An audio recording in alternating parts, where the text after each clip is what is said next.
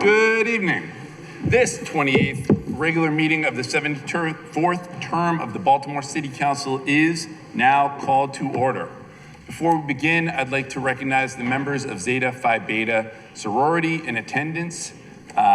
Thank you all for your civic participation. Give it up for Zetas in the house.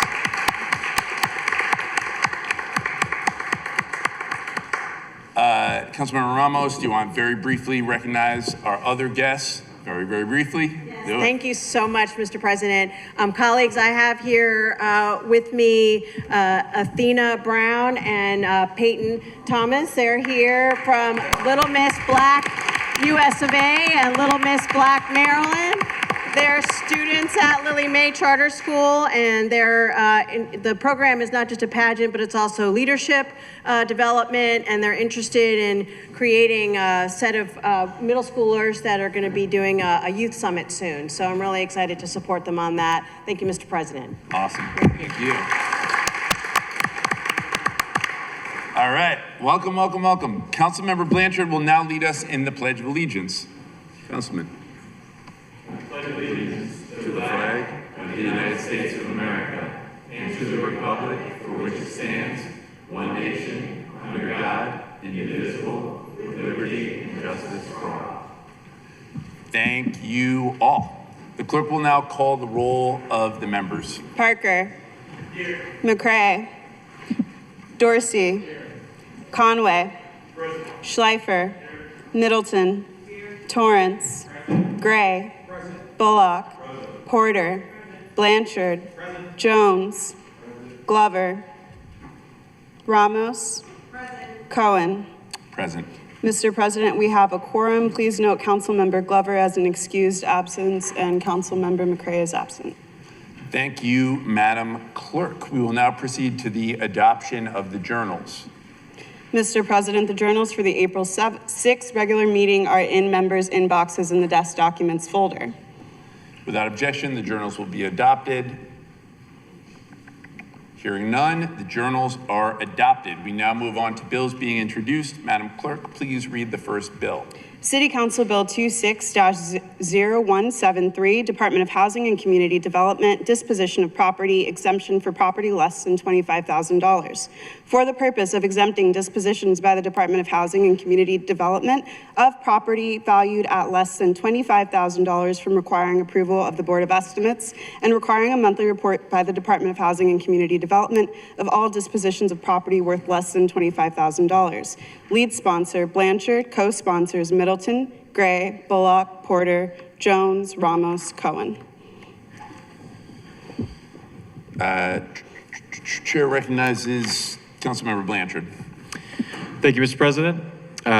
Colleagues, this bill came out of a discussion that we had in the Community Development Committee back in February.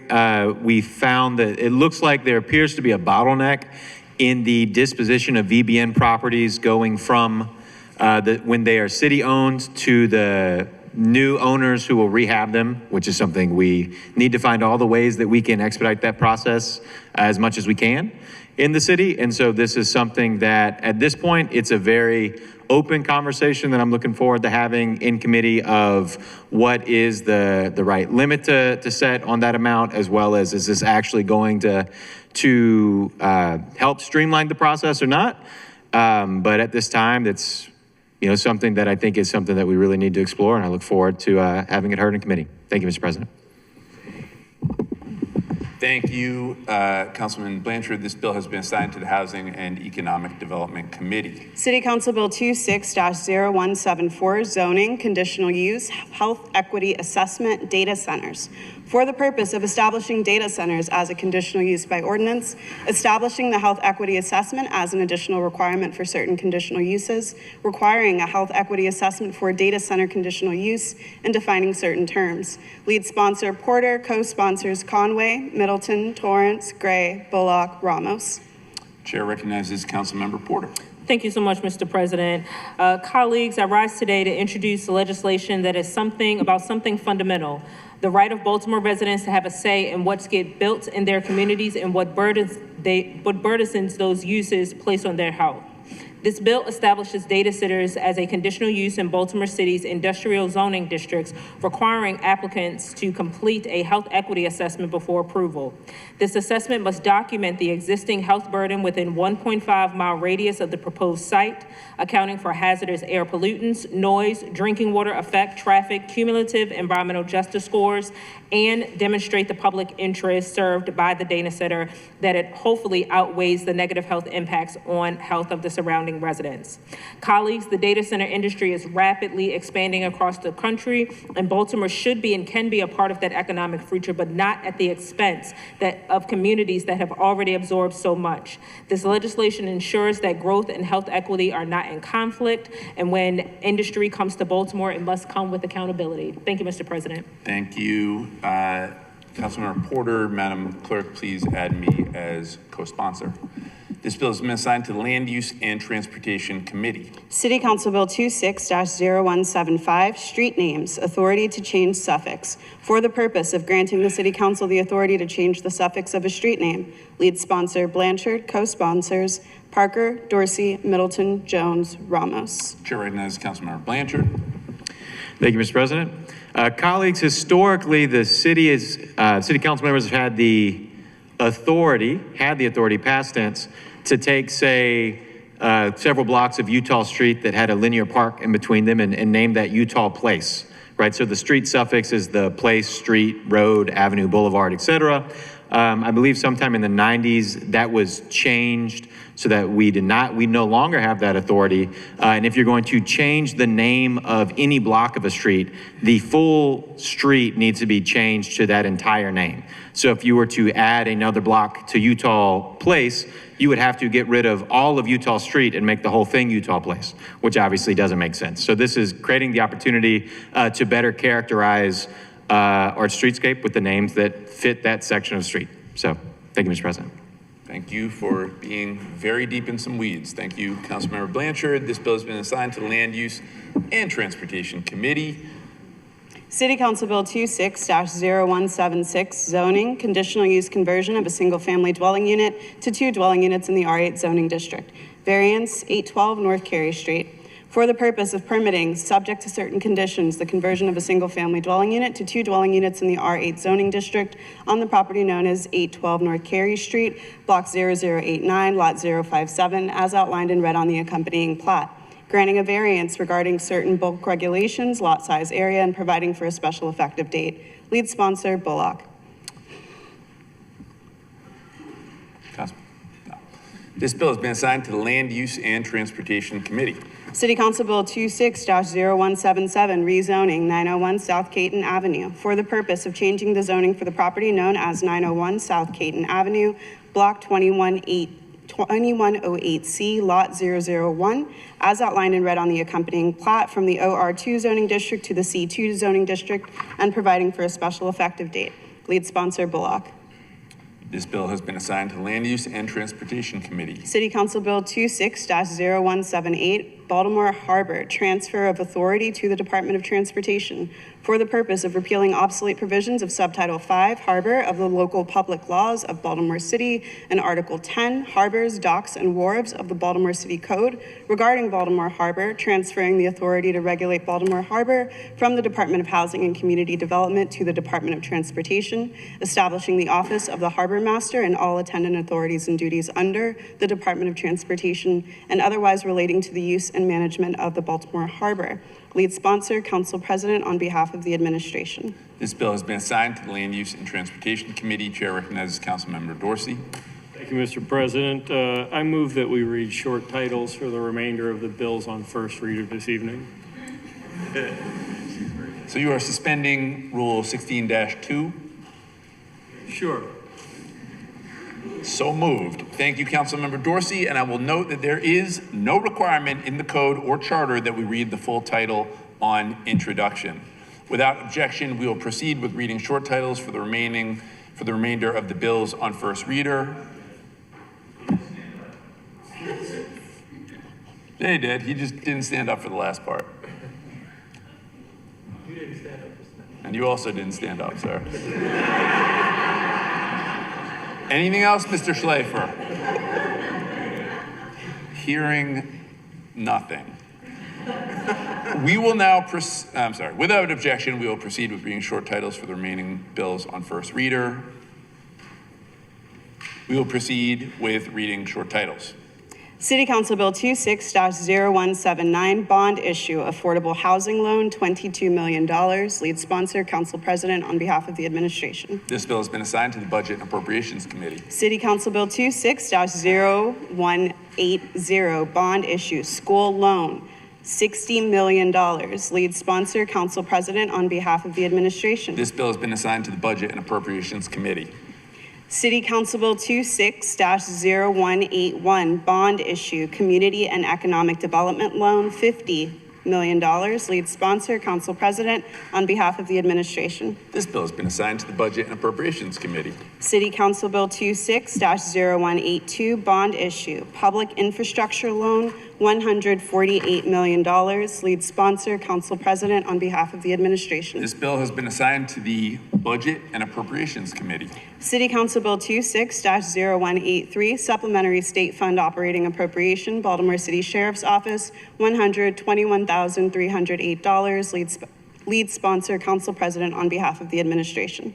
This bill has been assigned to the Budget and Appropriations Committee. City Council Bill 26-018, supplementary state fund operating appropriation, Baltimore City Sheriff's Office, $100,000. Lead sponsor, Council President, on behalf of the administration. This bill has been assigned to the Budget and Appropriations Committee. City Council Bill 26-0185, supplementary state fund operating appropriation, Baltimore City Sheriff's Office, $74,667. Lead sponsor, Council President, on behalf of the This administration. bill has been assigned to the Budget and Appropriations Committee. City Council Bill 26-0186, supplementary special fund operating appropriation, Baltimore City Sheriff's Office, $612,096. Lead sponsor, Council President, on behalf of the administration. This bill has been assigned to the Budget and Appropriations Committee. City Council Bill 26-0187, supplementary state fund operating appropriation, Department of Housing and Community Development, $459,169. Lead sponsor, Council President, on behalf of the administration. This bill has been assigned to the Budget and Appropriations Committee, and we should really consider short titles for first reader in the future. Just kidding. And Zetas, you don't have to get that joke. It was an inside City Council thing.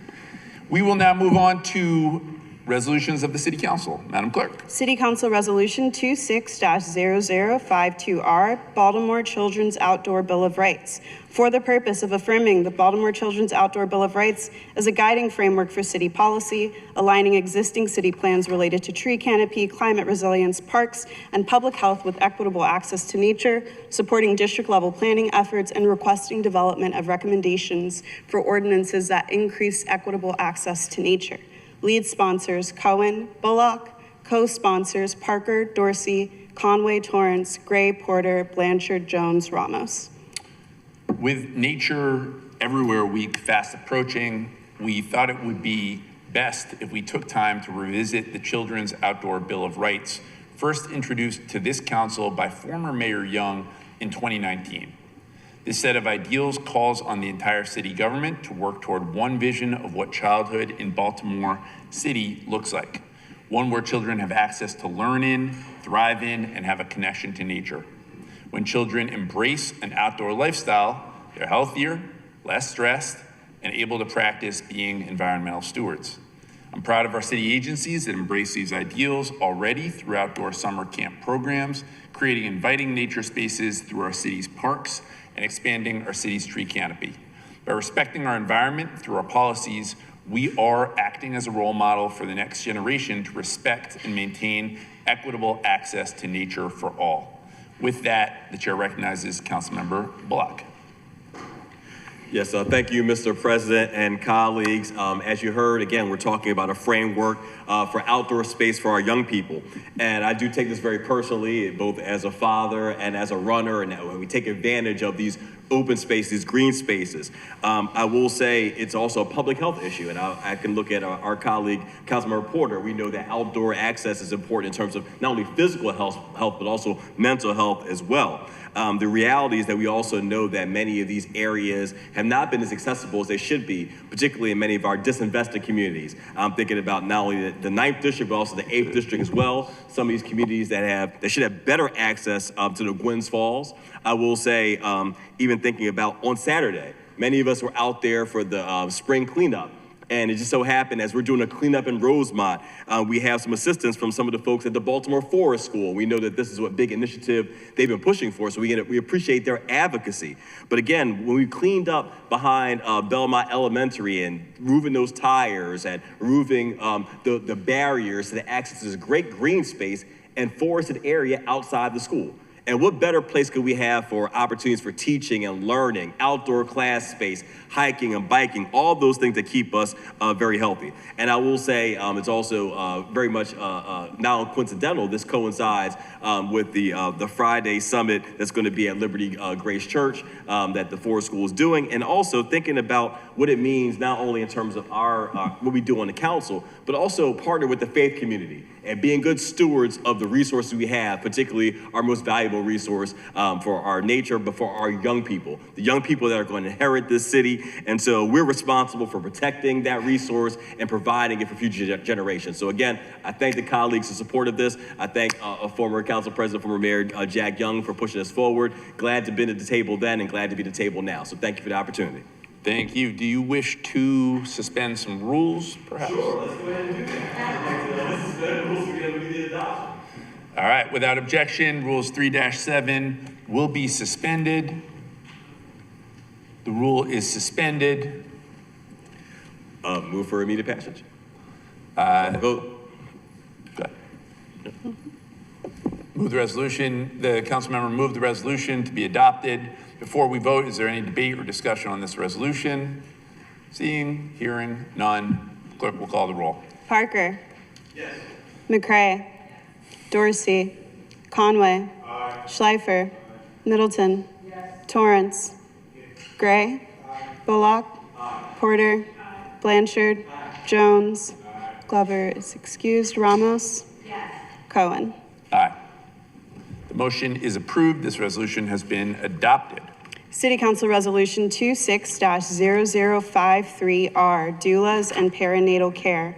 For the purpose of recognizing doulas as essential members of the perinatal care team, calling on the health department and city hospitals to increase access to doulas, provide coverage for doulas at a sustainable wage, and invest in a strong and diverse perinatal workforce in local hospitals and clinics. Lead sponsors, Porter. Co-sponsors, Parker, Dorsey, Conway, Middleton, Torrance, Gray, Bullock, Blanchard, Jones, Ramos, Cohen. Chair recognizes Councilmember Porter. Thank you so much, Mr. President. As we are we're finishing Black Maternal Health Week. Last year, I launched the city's first Black Maternal Health Agenda.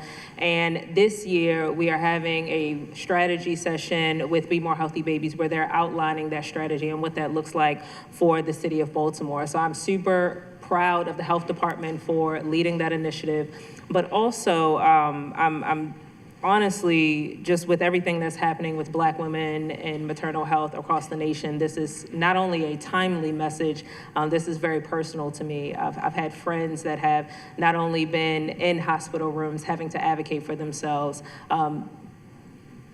quite honestly, women of all socioeconomic status having to advocate for themselves in hospital rooms, in maternal health.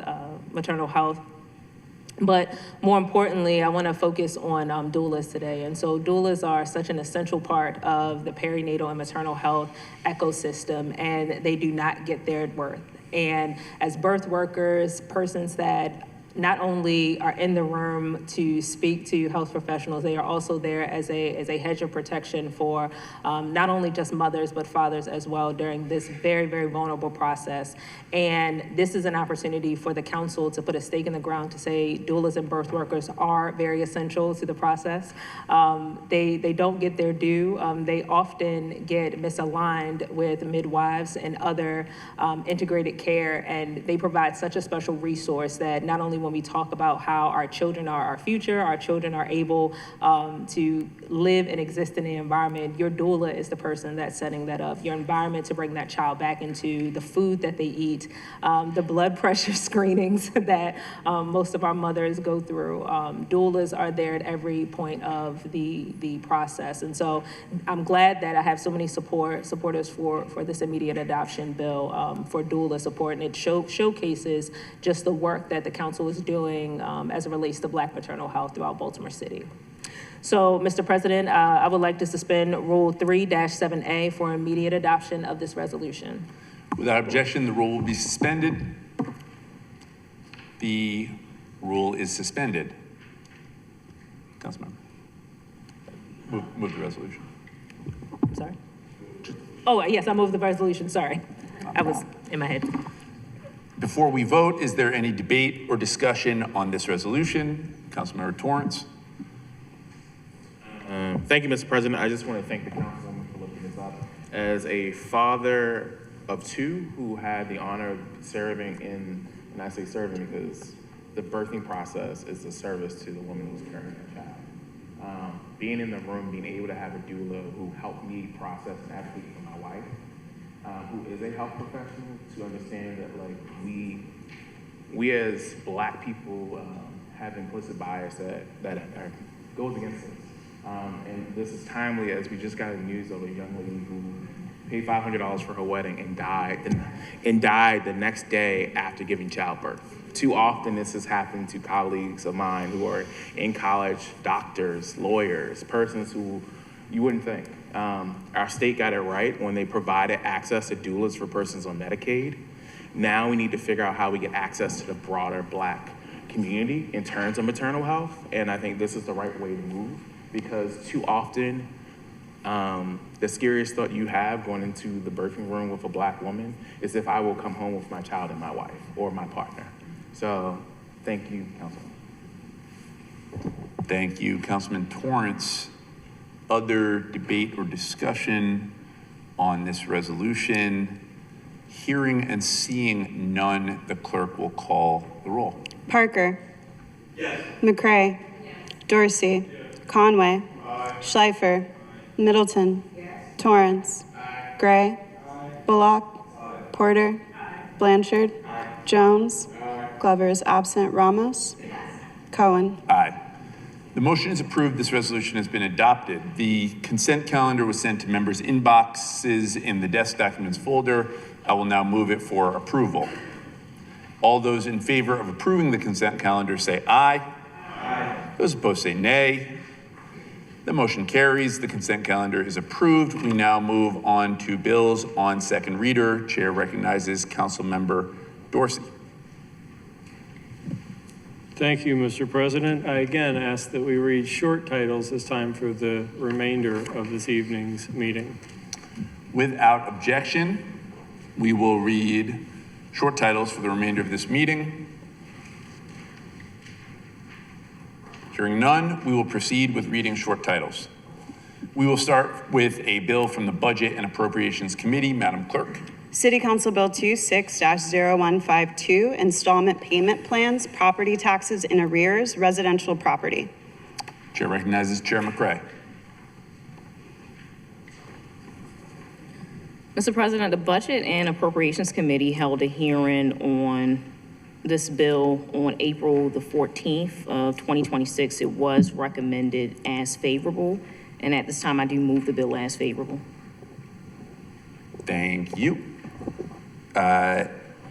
Is there any debate or discussion on, before we vote, is there any debate or discussion on this bill? Hearing and seeing none, all those in favor of approving this bill say aye. Aye. Those opposed say nay. This bill will be printed for third reading. Chair recognizes Chair McCray. Mr. President, I move to invoke City Council Rule 12-1 for same-day advancement from second to third reader. Is there any debate or discussion on the motion for same-day advancement for Council Bill 26-0152?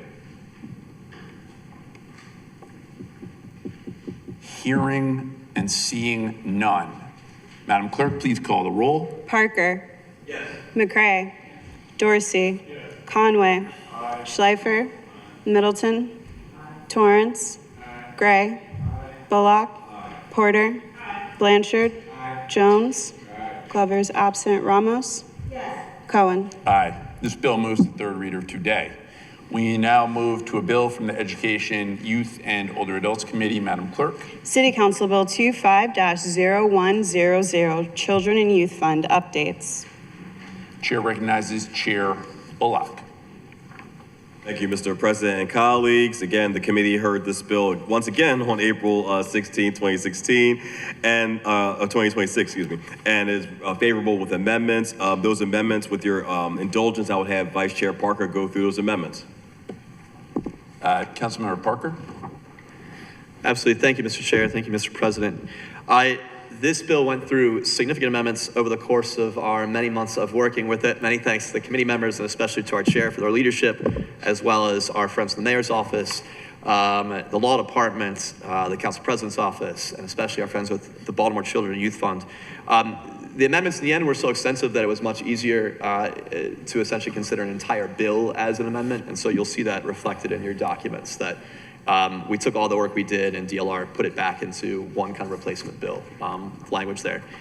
I'd say among the many changes we made, a lot of the conversation had to do with the law department had brought up for us that the current bill the current law that's in place mostly neglected to address something the charter entrusted entirely to the work of the council and the mayor by ordinance, and that's the methods and criteria for allocating available funds among eligible programs and services.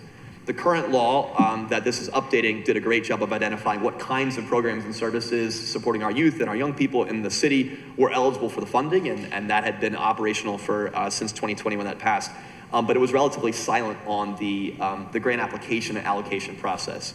And so we spent a lot of time working together as a body, as a committee, working alongside BCYF to take what they're currently doing, to codify it, to clear up a few things, to help make sure everything was going to be in good shape for us to do our job under the charter, and for BCYF to continue to do their incredibly important work to support young people in the community. So among many things that we touched on in our amendment process, I think that was the biggest one that drove that, because the original bill hadn't considered changing that or updating that piece at all. And so the law department brought that up, and so they gave us that task, and we set to it. So again, many thanks to our chair for the work of everybody on the committee, and for all the partners who are part of this, including the countless folks who came out to testify here in this space about the great work the organization's doing, the way that BCYF and the public funds that we have entrusted to them are having a huge impact on the well-being of young people in our city. Thank you. Thank you, Councilman. And my understanding is there's a floor amendment that you were wishing to move, Councilman Parker. Thank you, Mr. President. Yes, there's amendment number 1. These are some final pieces of cleaning up language from the law department, technical nature, that are there in front of us. And so I would also move amendment 1 to this bill. So in moving amendment 1, before we vote, is there any debate or discussion on this floor amendment? Councilmember Ramos? You're not on. Go ahead, Councilmember Ramos. I was just making a point of order that I think we need to move the committee amendments first and then the floor amendment. That's what we've been doing. Mr. Parliamentarian? Yes. All right. Councilmember Bullock? Yes. Thank you so much. I'd like to move the committee amendments. Hang on one second, Councilmember. Yes. Yes. The amendments to the committee amendments go first. This is an amendment to the committee amendments.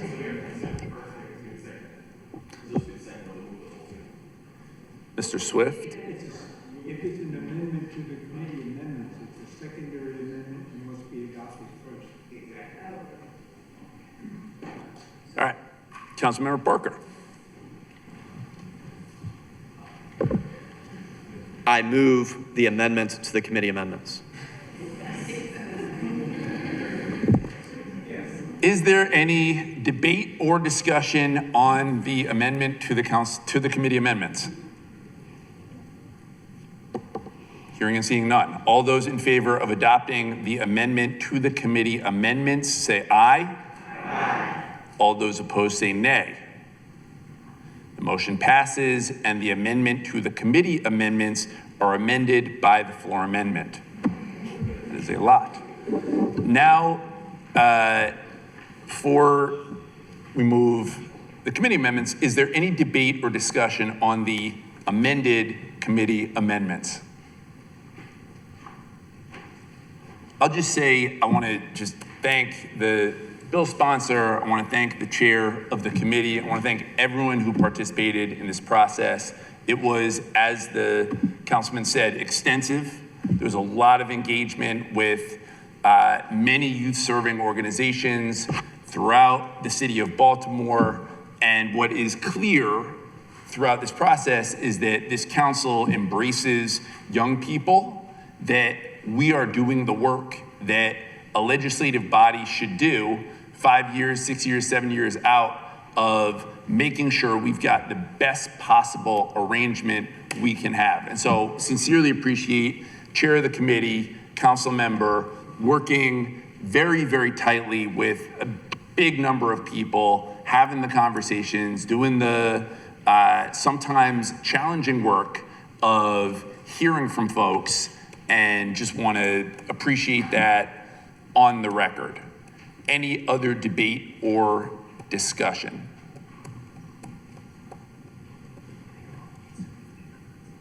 All right, with that, the chair recognizes Chair Bullock to move the amendments. Or move the bill favorable as amended. Yes, so.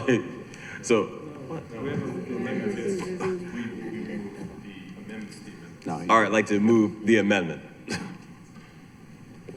All right, is there any debate or discussion on moving the amendments? Hearing and seeing none. All those in favor say aye. Aye. All those opposed say nay. The amendments are moved. Chair Bullock. All right, finally, I'd like to move the bill favorable as amended, please. Is there any debate or discussion on this final bill? Now's your chance. Going once, going twice. All those in favor of approving this bill say aye. Aye. Those opposed say nay. The bill moves to third reader. All right.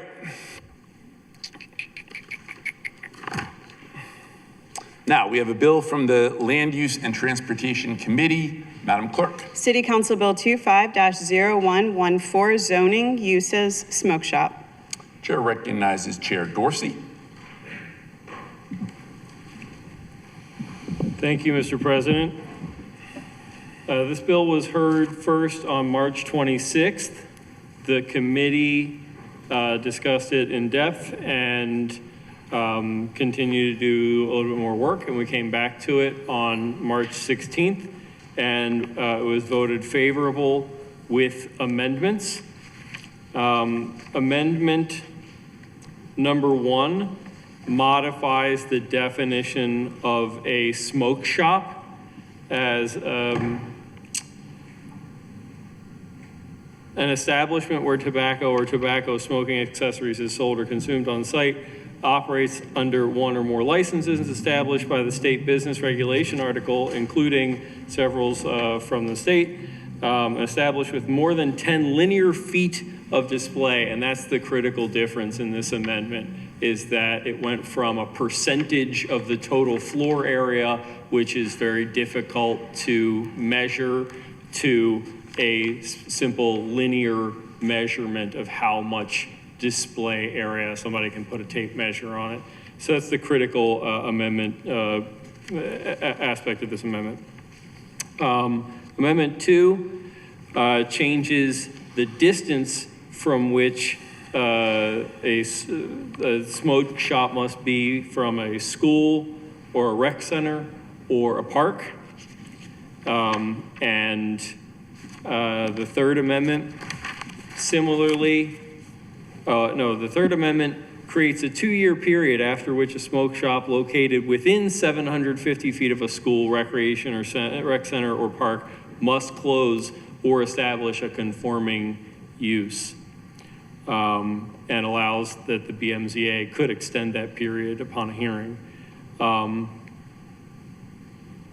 And finally, the Fourth Amendment removes the effective date of 30 days, or rather removes the provision of immediate enactment after the mayor signs it and changes it to 30 days to give the administration a little greater lead time to get things together for implementation. Before I move the amendments, Mr. President, I would offer the sponsor of the bill an opportunity to speak to it if you wish. Councilmember Blanchard, care to speak to your bill? Thank you, Mr. President. Thank you, Mr. Chair. Colleagues, I'm really thankful that we've gotten to this point. Very proud of the work that everyone's put in to help protect our communities, our public health, protect our young people better, help revitalize our main streets, and do that in a way that doesn't have adverse impacts on the types of places, whether it be grocery stores or pharmacies, the things that we know we want more of in the city. It is actually pretty tricky to figure out how to balance a matter of local zoning with state licensing and making sure that it is realistically enforceable and whatnot.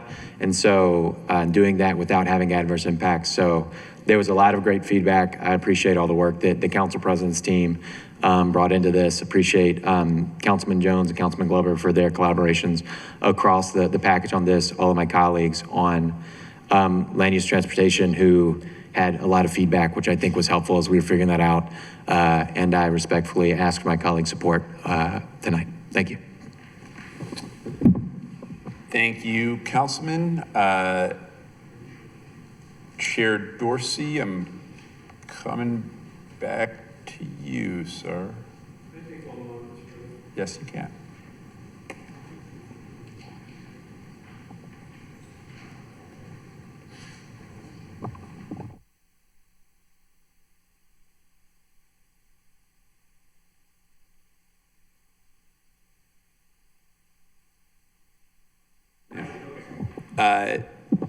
Are you good? How about this? You're gonna move the amendments, I assume, and then we will have time for debate and discussion right after. Thank you, Mr. President. For clarification, I'm sorry. We had 4 amendments that were up for consideration that I spoke through a minute ago, but we did not actually adopt the 4th one. I kind of read it backwards.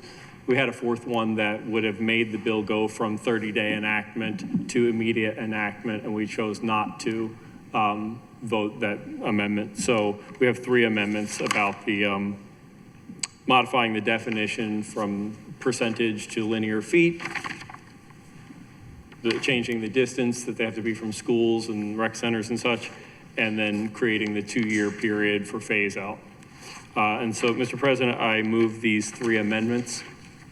Before we vote, is there any debate or discussion on the committee amendments? Hearing and seeing none, all those in favor of adopting the amendments say aye. Aye. Those opposed say nay. The motion passes and the amendments are adopted. The chair recognizes Chair Dorsey. Thank you, Mr. President. I move the bill favorable with amendments. Is there any debate or additional discussion on this bill? Madam VP? No debate, but I just want to thank Councilman Blanchard and his team for really, this is a powerful bill that we put in, and I think it's going to be something eventually that's going to be probably shared around the state because the problems around the state. And I think I want to give credit to Councilman Ramos and myself working on the small box bill with the abundance of dollar stores and Family Dollar, and this was an offspring of that, which I think worked a little faster. We found a way to move these things faster. And at least in my district, I've already started seeing changes with Family Dollars, like closing, and we have an opportunity to put other reliable businesses in those places that the communities want. So thank you again. It's another positive step in helping with all of the problems that we continue to have that plague the city. Thank you, Madam Vice President. And again, appreciate all the collaboration that went into this, modeled off of to your point, the small box stores. And look, we've said this before, but this council is going to be aggressive when it comes to the mass proliferation of these pop-up smoke shops.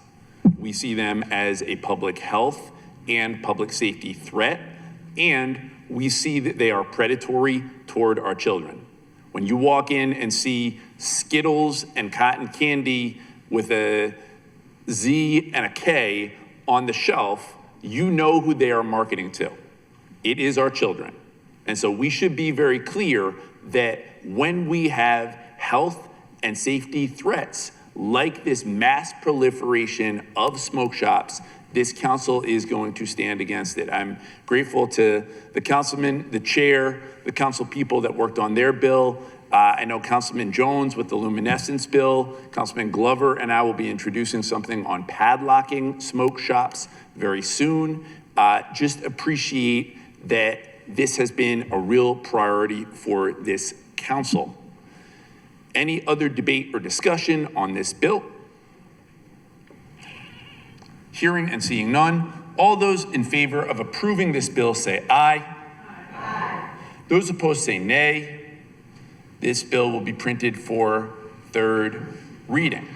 We have a bill from the Public Health and Environment Committee. Madam Clerk. City Council Bill 25-0126, Accessibility in City Programs, Services, and Activities.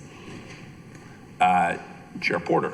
Thank you so much, Mr. President. The Public Health and Environment Committee held a hearing on the bill on April 8th. There's an amendment on your desk. I'm asking Councilwoman Ramos, the primary sponsor of the bill, to explain the amendments and to provide any remarks if she wants to. Councilmember Ramos, the floor is yours. Thank you, Mr. President, and thank you, Madam Chair, and thank you to the committee. Just again, for background, this bill is modeled after the language access bill, where every agency would have a plan to make sure that their services, their public meetings are all accessible to those with disabilities. And while we are in compliance with the ADA at the moment, it was important to have a document and a bill that would operationalize that so that we can make sure that all of our agencies are doing the right thing. Similar to what the bill we heard before, the amendments basically struck and replaced the entire bill, but the main highlights are that this bill defines a reasonable accommodation relative to employment in the city, but a reasonable modification is one that is needed for a person with a disability to be able to participate in that service. So that's anywhere from our communications to the ramps outside the doors, et cetera. So in the original bill, we didn't have modification. Now we do, so we had to make that consistent throughout the bill. Another addition was about quarterly reporting, so that OECR, who's going to be the lead agency, will have quarterly reporting about any of the reasonable accommodations or modifications that have been asked for. That gives us a sense of what people are looking for in terms of our services. A grievance policy was added. Also, the qualification of a sign language interpreter, and also the enactment date we had to switch around. There was one part of our bill, and one of the reasons why we're double reading it today, that has to be passed yesterday in order to comply with federal law relative to digital access So all of the things that Trump TV is already doing and needs to do more of, what all of us do with all of our graphics, et cetera, there'll be standards for how we communicate so that everybody is able to take advantage of the services that we offer. That has to be enacted immediately. The rest of the bill will be enacted a year from now in terms of the plans. Now, that doesn't mean that we're out of compliance with the ADA. It just means that we're working with each agency to ensure they have their plans in place and make sure that we're working with the disability community so that everybody gets a chance to take advantage of our services. So I appreciate that. And Mr. President, you have a floor amendment. I do. Apologies. Councilmember, if you want to just move it, and then I will introduce my floor amendment. And then I move the amendments. There's a motion on the floor to amend the bill. Before we vote on that motion, I would like to move my floor amendment to amend the committee amendments. I have discussed this amendment with the sponsor and the Association for the Deaf. The amendment memorializes my office's commitment to provide ASL interpretation at all regular meetings and outlines a process for members of the public to request ASL interpretation for hearings and special meetings. Is there any debate or discussion on that floor amendment? Hearing and seeing none, all those in favor of adopting the floor amendment say aye. Aye. Let's try that one more time. All those in favor of adopting the floor amendment say aye. Aye. All those opposed say nay. The motion passes and the committee amendments are amended by the floor amendment. Now, is there any debate or discussion on the amended committee amendments? Yeah, it has been. Yep. No worries. It has been. Any unreadiness? No, we're good. All right. All those in favor of adopting the amendments say aye. Aye. All those opposed say nay. The motion passes and the amendments are adopted. The chair recognizes Chair Porter. Thank you. I move the bill favorably as amended. Is there any debate or discussion on this bill? All those in favor of approving this bill say aye. Aye. Those opposed say nay. This bill will be printed for third reading, although I'm getting It's same day advancement. Yep. Yes, this bill.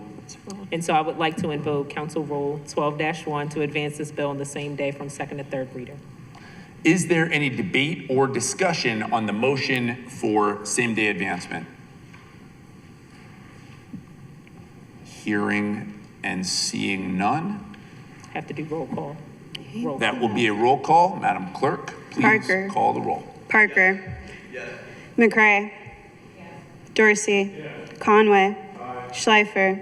Middleton. Yes. Torrance. Aye. Gray. Bullock. Aye. Porter. Aye. Blanchard. Aye. Jones. Aye. Glover is absent. Ramos. Yes. Cohen. Aye. This bill moves to third reader today. Now we have a nomination from the Legislative Investigations Committee. Madam Clerk. EA 26-0139, Jasiah Falcon, Director, Department of Human Resources. Chair recognizes Chair Schleifer. Thank you, Mr. President. The Legislative Investigations Committee held a hearing on this nomination about an hour ago, and we'd like to move this nomination favorable. Is there any additional debate or discussion on this nomination?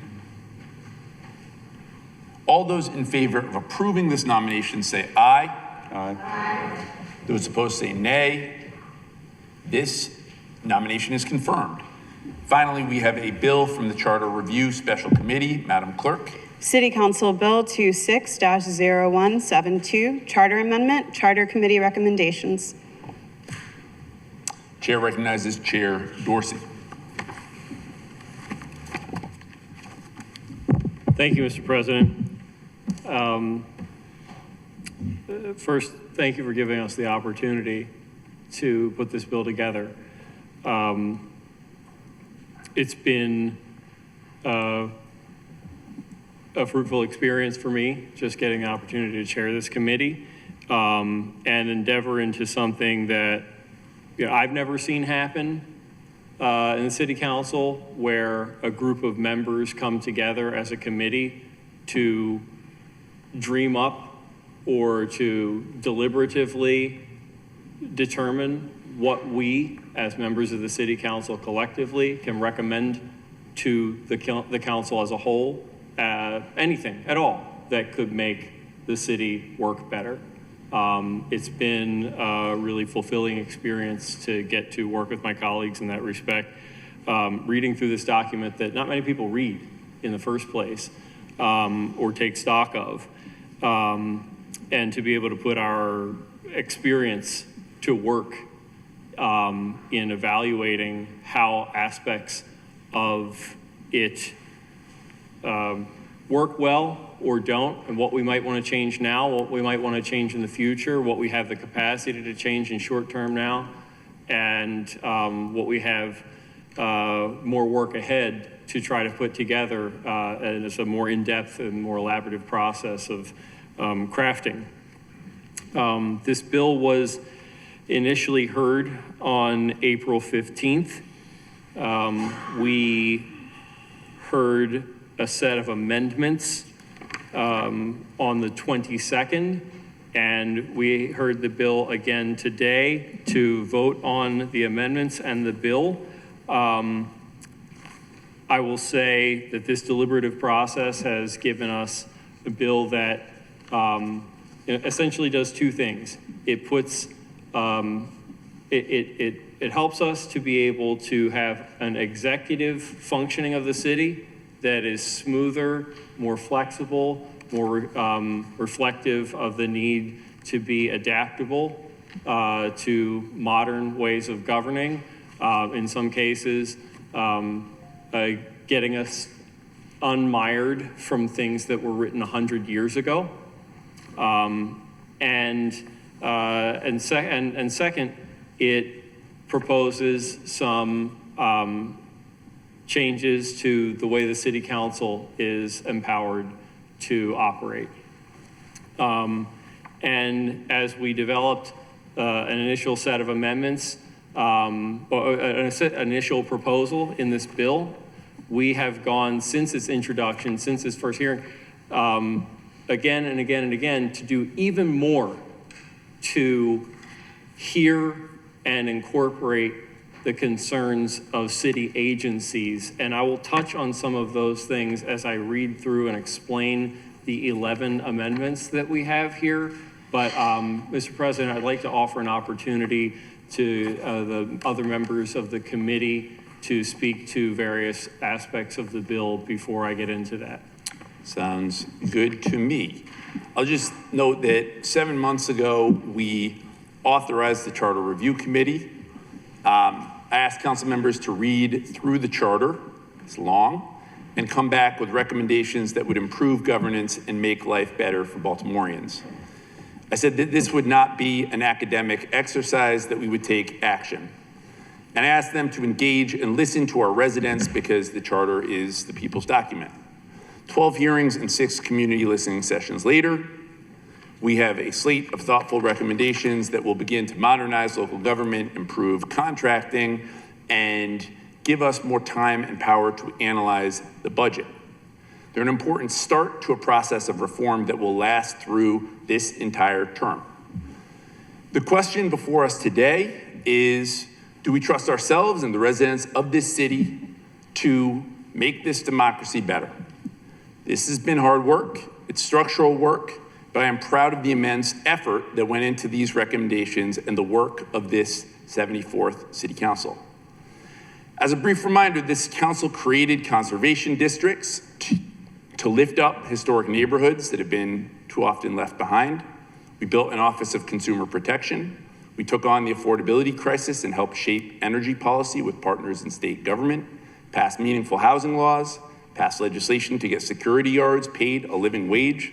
We fought for and won a long overdue raise for sanitation workers.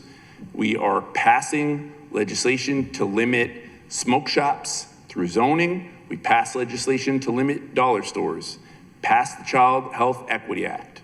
We are passing bills to improve the Children and Youth Act. We met the moment and stepped up for our immigrant neighbors through the Safe Spaces, Safe Communities Act. We're strengthening and reforming the Youth Fund. We're banning detention centers and putting a moratorium on data centers. We've elevated oversight of city agencies. We're addressing all the different forms of chattel eviction that exist in our city. With our mayor, state's attorney, and police department, we are seeing historic reductions in violence. We did all that in just 1 year and a little bit on this council. Our collective progress has been remarkable, and I hear it reflected when I go out in the city. This is our moment to think big. Now is the time to change the charter. I want to offer members of the committee an opportunity to share their perspective, as well as any other council members. And I will start with Council Member Blanchard.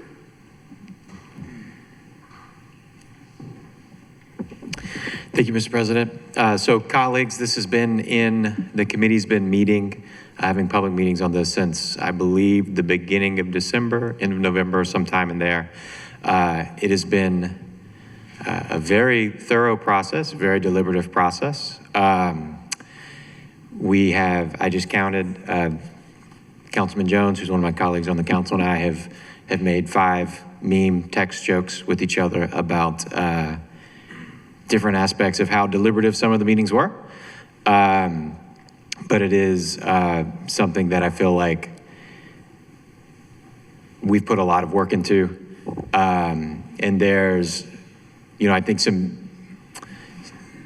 some of the disagreement, I think that we might be seeing from the mayor's team, I feel is largely a where you sit depends on where you stand type of consideration.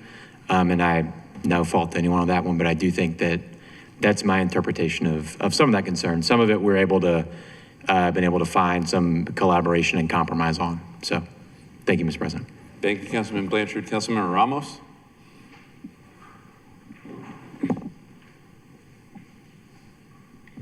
Thank you, Mr. President, and thank you, colleagues.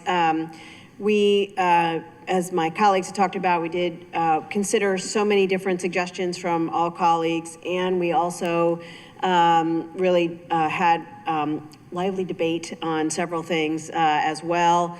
I know that one of the things that I'm glad that is in there in the package is that we're working through procurement, and I think my colleague will talk a little bit about that, but also non-lapsing funds. As my colleagues know, I'm one of the founders of the Affordable Housing Trust Fund, and that is a non-lapsing fund. We had to go through a charter process. There are other initiatives that we'd like to have that are non-lapsing funds that I think we're making it a little easier, but with the same kind of accountability because all of us need to be included in it. So there's definitely some, the budget timing, the veto powers. I think that we've covered a lot here. There's still a lot more to go as well. And I think that the work is important and it's still ongoing. We have still some work to do moving forward to get to third reader in a way that we're confident that everybody's on the same page. And I look forward to working through that. Thank you. Thank you, Councilmember. Councilman Jones. Thank you, Mr. President. Just want to highlight we all worked really hard on getting something in front of everyone, and just want to thank the chair of this committee for all his hard work as well. One thing I'm really excited about, want to see done in the city is us addressing and fixing our procurement policies, in which, as we all recognize and realize, it handcuffs us to only accepting the lowest bid. And, I think the city or the residents of Baltimore City needs a more thought out process besides continuing to just only accepting the lowest bid. While, I want to see that done, and I want to see us reach that. And also one thing I do want to highlight is also the process in which we did a tremendous amount of outreach to neighborhoods and hearing from residents. And from hearing from residents, one thing I didn't think about, and one thing I, took back later on, is the concern of, okay, if we remove the limit for, remove the requirement for only using the lowest bid, what will we replace it with? And it's through that conversation we all talked about, okay, if this passed, we also need to show another piece of legislation so the city residents can see before they vote on it what the other procurement process looks like. And those are the type of back and forth dialogue I think made this process a collaborative process with the community, But, I will say we still have more work to do collaboratively to make sure this is something, everybody supports, everyone in the city can support and stand behind. So, I will continue to do the work that it takes in order to have a collaborative process. So, eventually I can stand right beside it and support it. Thank you, Councilman Jones. Thank you for your leadership on procurement reform. And last but not least, the Vice Chair of the committee, Councilman Bullock. Thank you, Mr. Chair and colleagues. Also want to reiterate the collaborative process, particularly the community members. I see several community members who were at some of those hearings or some of those public meetings who are actually here tonight, so it's good to see that level of support. There are a number of elements that are in this package. One that I will focus on is the conditional budget authority. That is a significant change. It's something that we see exercised at the state level, but it's something we believe might be useful here at the local level as we can attach performance benchmarks and outcome targets to funding. And just to be clear, this is not to prevent agencies from doing the hard work they do or accepting and utilizing funds from other levels of government, but again, to give us, again, more latitude in terms of what happens at the local level so we can be more accountable. And that's really the purpose of this whole piece, right? Which is to give the council more strength, more precise tools to do this work to ensure that the government's operating with transparency. So again, I appreciate the work that's been done. I will be the first to admit it's not a perfect piece, right? It could go further. Some people think it goes too far, and there's some other elements we could still work out. But again, I appreciate the thought exercise involved with this, and I also appreciate the members of the council who are not on the committee but showed up to the committee hearing today because they're deeply invested in it, because we understand that this is something that is not just about us, but it's more so about the city of Baltimore and the people having a say in what happens in our government. So again, thank you. Thank you, Mr. Vice Chair. I also want to thank all the committee and non-committee members that participated in the listening sessions. A lot of folks turned out. It was really good to see at a moment where I think people are craving public engagement, civic dialogue. Having 6 of those, having neighbors come out, say their piece, that was really important. All right, so before we get to non-committee members and open up for debate, I'm going to invite the chair to share the amendments, and then we will open it up for debate and discussion. Thank you, Mr. President. Thank you to all my committee colleagues. So we have 11 amendments from the committee.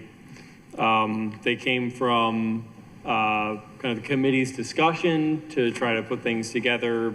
Through that discussion, we had some that came from Council President Cohen that were representative of things in the law department and the comptroller's office, beyond the things from the law department that were in the committee discussion, and then we have an amendment also from the mayor's office. But throughout this, we have amendments that, take steps further and further and further to incorporate into this bill the interests of the mayor's office, the administration, and the city agencies who testified on this bill. The first amendment comes directly from conversation with the mayor's office to remove the Board of Estimates from the budget process. The bill was already going to eliminate the need for the Board of Estimates to sit and wait on the budget for a month before they send it to us to deliberate on it. And at that point, it was a question of why does it matter if the Planning Commission and the Finance Director are making recommendations to the Board of Estimates, where the Board of Estimates then votes to send it to the council, rather than the Planning Commission, the Finance Director simply make their directions to the mayor, and the mayor sends the budget to the city council, like happens in basically every other jurisdiction. The executive offers the legislative branch a budget, the legislative branch deliberates on it and passes what they pass. And so this amendment just gets the Board of Estimates out of the process of presenting the budget to the council. The second amendment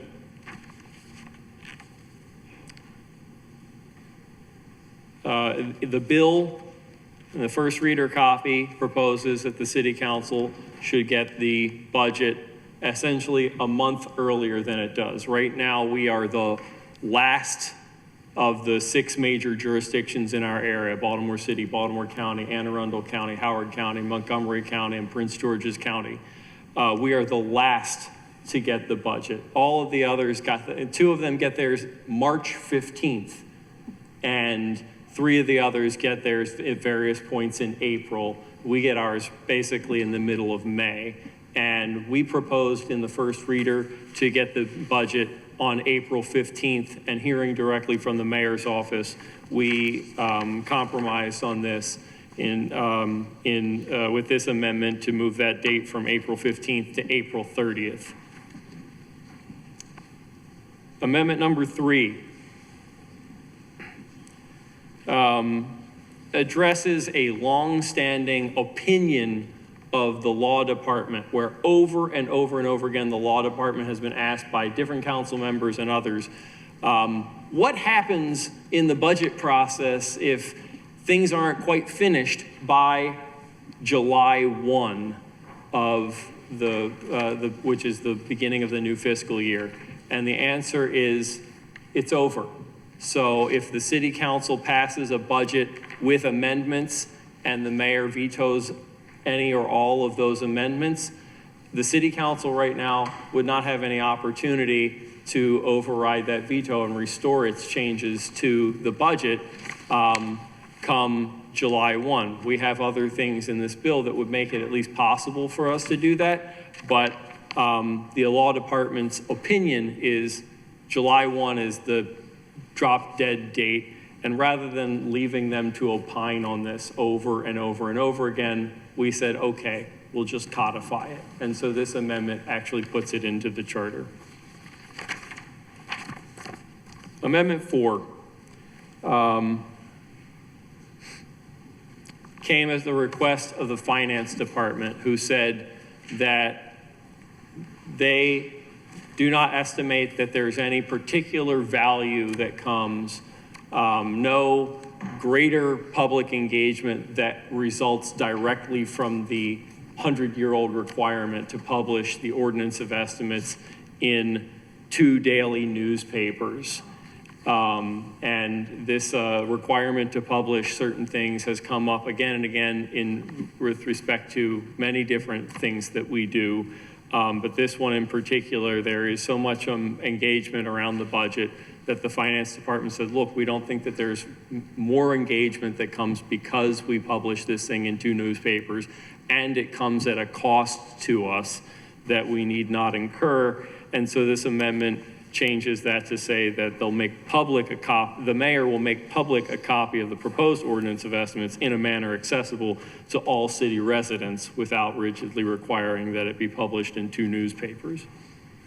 Amendment number 5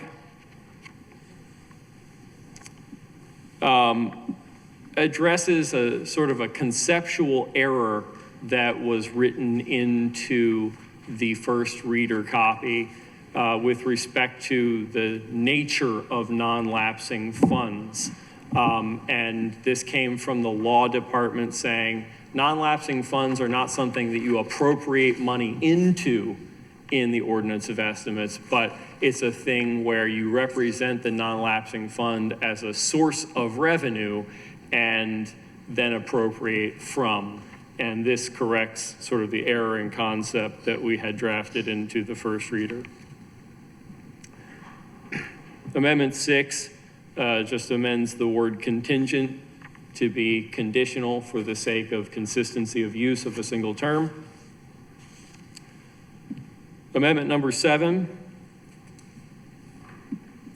is recommended by the law department, or where, while not necessary for form and legal sufficiency, it was recommended that we leave in some language that the first reader copy was drafted to remove with respect to the salaries of people being accounted for in the ordinance of estimates as a requirement to be able to actually hire people into positions. The point was that because salaries are a thing that are paid out over time, there's a possibility that somebody might not conceive of the obligation that that might create for us, and that we might end up going into debt paying somebody their salary, and that would violate the provision that says that we're not allowed to create floating debts. Amendment number 8 comes from the Comptroller's Office. This amendment changes a may to a shall, stating that it should not be optional that the Board of Estimates promulgate rules and regulations as to how the Board of Estimates operates, that they should be required to actually have rules for how they operate. Amendment 9 comes from the Law Department, who said, your first reader says that if enacted by the voters, this takes place on January 1st, 2027, but why'd you pick January 1st, 2027? Usually these things are just 30 days after enactment. And so we said, sure, okay, 30 days. Amendment 10 came again from discussions with the Finance Department and the Mayor's Office. Right now, the City Council is not allowed to increase the overall amount of the city budget. We are only allowed to cut and move around general funds, but sometimes after the budget has been introduced and before we have voted on it, we learn that the state has given us money that we didn't necessarily expect and wasn't accounted for in the budget, or that we got a federal grant, or that we got some other private grant, and there's some reason that we would want to increase the overall amount of the budget to reflect that, but we are prohibited right now from making that.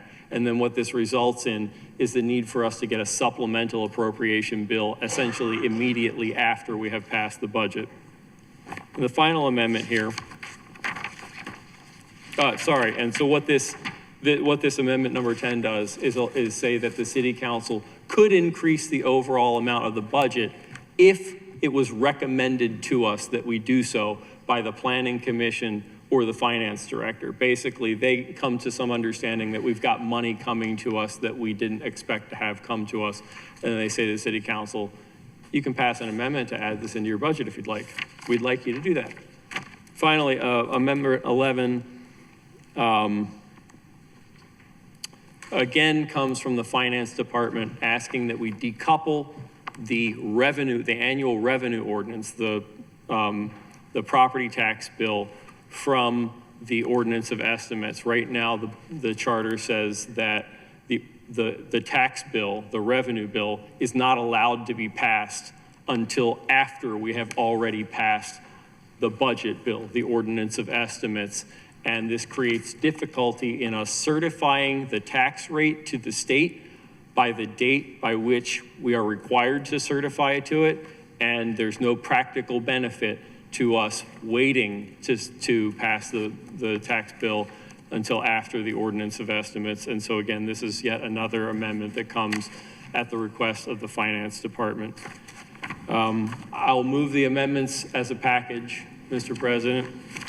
Thank you, Mr. Chair. Zetas, there will be a quiz on all 11 amendments after this council meeting. Just kidding. Is there any debate or discussion on this package of amendments to the charter amendments? Hearing and seeing none. All those in favor, please say aye. Aye. Those opposed say nay. No. Please note one no in Council Member McCray. Chair recognizes Chair Dorsey. Thank you, Mr. President. I move the bill favorable with these amendments. Is there any debate or discussion on this bill? We'll begin with Council Vice President Middleton. Ooh. Okay. I took down some notes so I could try to shorten what I want to say here.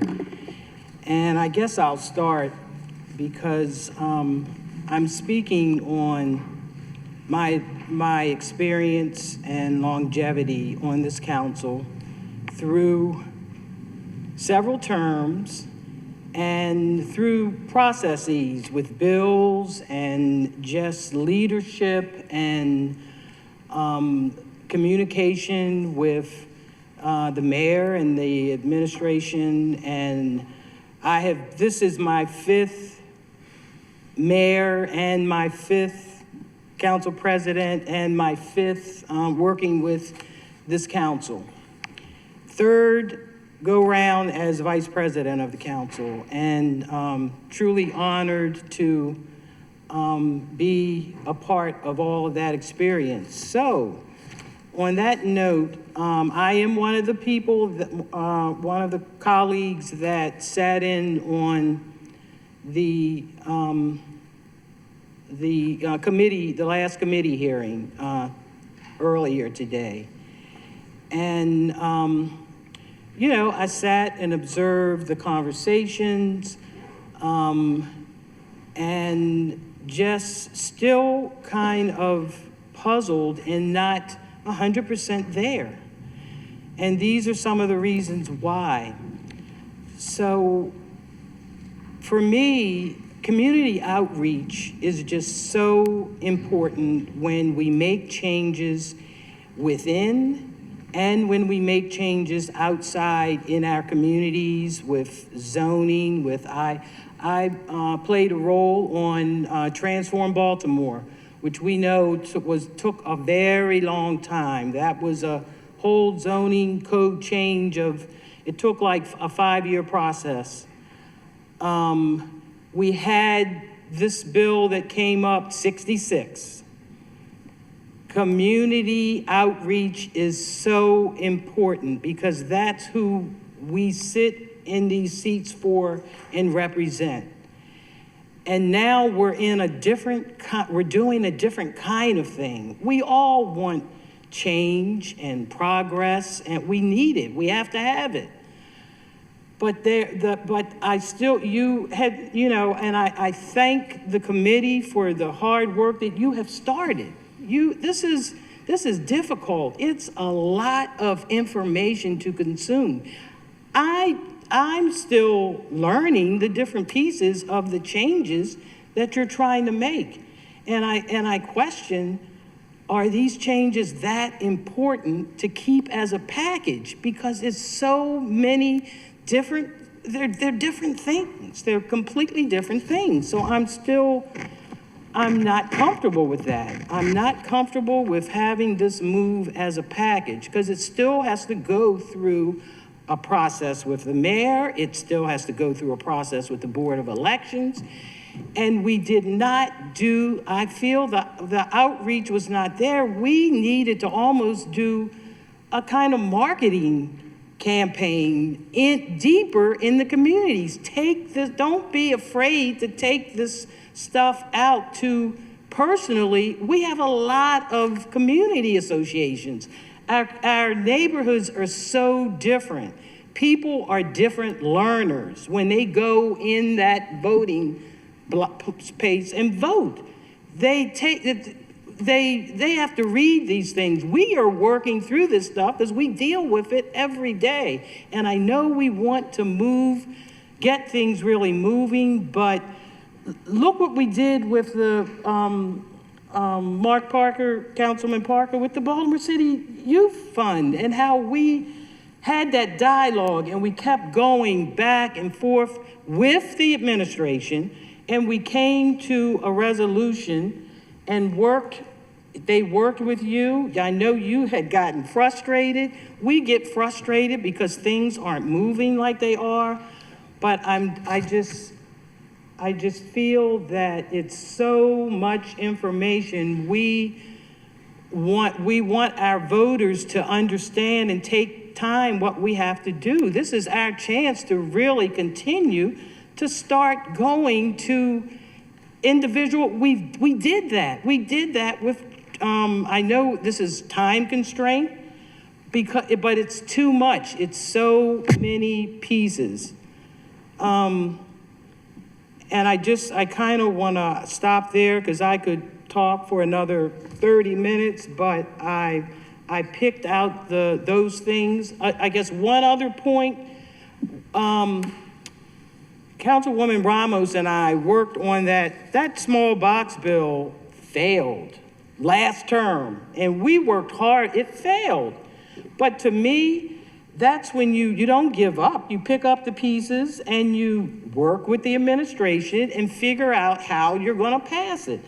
That's the same thing I did with that Security Deposit Relief Act. That I was humiliated when I put that first bill in. I was chastised on social media. It was an experience that my first time really experiencing that. But I came back. I worked with the administration and we worked together, and look what's happening to that bill now. So those are the kind of things that I'm thinking, and it's really difficult for me to move forward with this as that package, because I'm thinking of all the other ways that people are thinking when they go into, when this is going to be put on the ballot. You can't put this much information on a ballot as a package on a ballot question. You can't do it. When they have other things that they're thinking about voting for in their, in their districts. So I'll stop there. Thank you. Thank you, Madam Vice President. I saw Councilmember Parker. Thank you, Mr. Chair. Thank you, Mr. President. First, I really appreciate all the work and effort that's going on by the committee members. I'm really grateful for those who, for those of our colleagues who put the time and energy into this. I know it was a lot of extra work over the last many months, and really grateful for the work that you all have done and for the product that we have in front of us.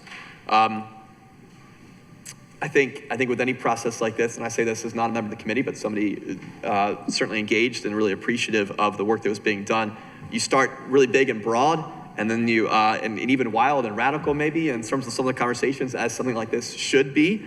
And then you get down, I think in the end, to a handful of things that are, I trust are prudent and effective, and address not everything all at once, but address some key things now and give us the chance to continue to work on the charter, which is a living document in the future. So I'm grateful for the committee for their work in that process.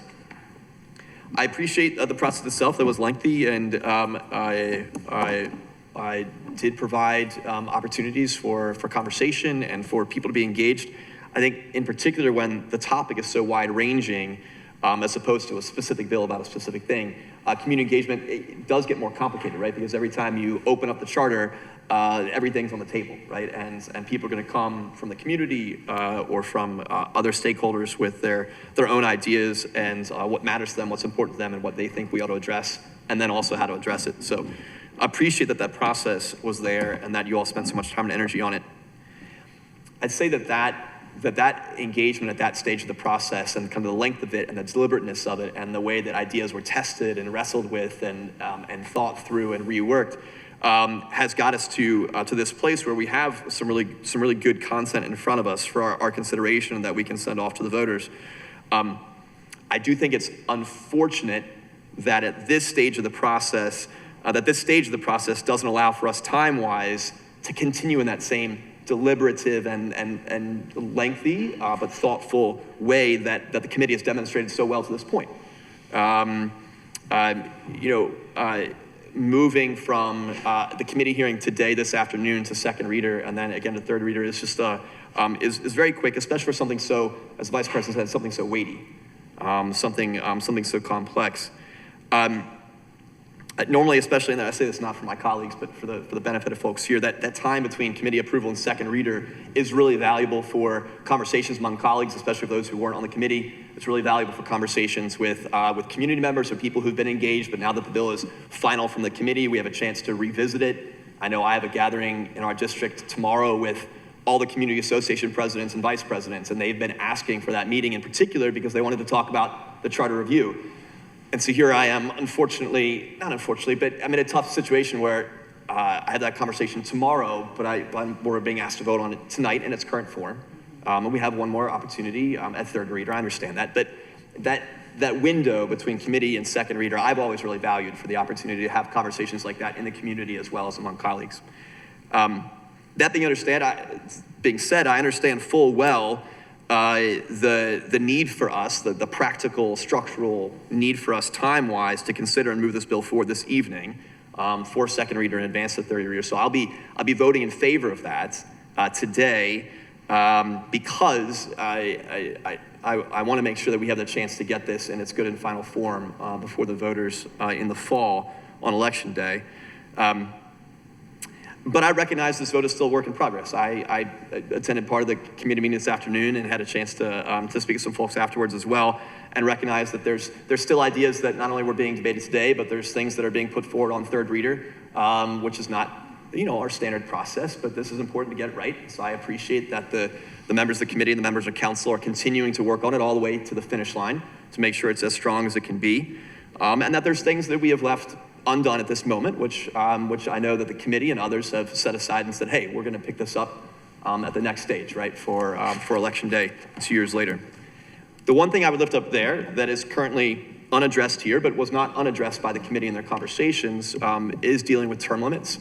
The presence of term limits in our charter, to me, is an alien and undemocratic thing, kind of pushed there through the fiscal weight and the fiscal organizing of somebody who's no fan of democracy, or certainly the city government, or individually of pretty much any of us.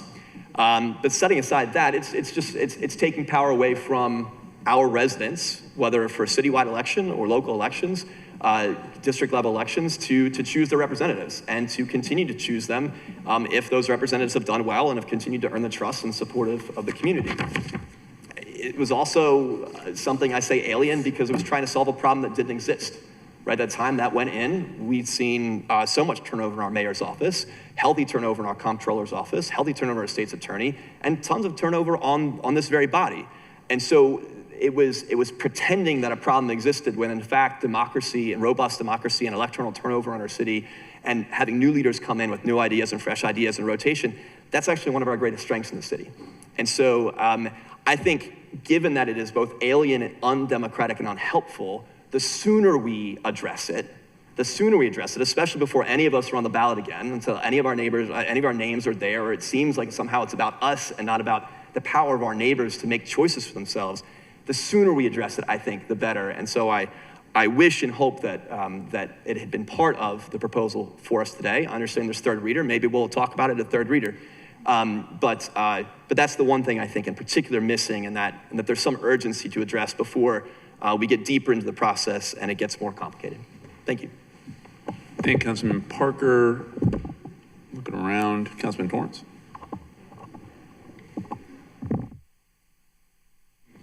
Perfect. Thank you, Mr. President. I'm at a crossroad. I do agree with most of the amendments to the charter that we have been proposed. However, as a person who loves democracy, this should have been separate questions for each one of them. I think voters need a choice, not a single choice on one ballot, because it's not technical amendments. These are substantive amendments. And I challenged a colleague of mine who does election law to review it and say, could you create a paragraph to go on a single ballot initiative for this? And he replied, heck no, right? It is not something as simple as substantive as writing one line, would you like to change the veto power to this day, to this hour, and explaining it. We won't give our voters opportunity on a ballot that has not only all 5 senatorial districts, the Democratic and Republican central committees. In addition to that, there are other things that are going there in terms of our bond initiatives. There's a lot that's going to be on that ballot. And to tell you the truth, there are over 60 copies of those ballots because of the precincts that we have across the city, right? So we're complicating something that should have been single issues along the articles that were drafted. I raised this concern when giving feedback. I appreciate the change to April 30th because I'm a person who used to work on the budget committee in the state Senate and understood that most of our municipalities had 2 weeks to turn around amendments after we passed the state budget to make sure that their budgets are appropriately done. But also, I'm a steward of a person who believes that shared government. some of the amendments are thoughtful, but also lack the next thing. When this council, and I agree with Carl Stokes, I'm not gonna lie to you guys. When we said we were going to get rid of the board of estimates, my next question was, and replace it with what? I don't believe in just making structural change without replacing it with something and having it in line and already done. And it'd be subject to that charter amendment. I think that this is a process in which we have time. And I hate to say this, that I'm gonna vote no today because I think we need to send this bill back, create individual articles, vote it out as 3 individual ones, and send it as 3 questions to our voters, not one single question and complicate it. Because what it looks like is that we are hiding transparency within a large paragraph that more likely people will not read, right? And they may find out later that they disagreed with lines 6 and 7, but there were 40 lines to read. So with that, I turn it back over to you, Mr. President. Thank you, Councilman Torrance. I'll note Councilman Ramos, and then, actually, I'm sorry, since we are going to non-committee members, I'm gonna go to Councilmember McCray, and then we'll go back to Councilman Ramos.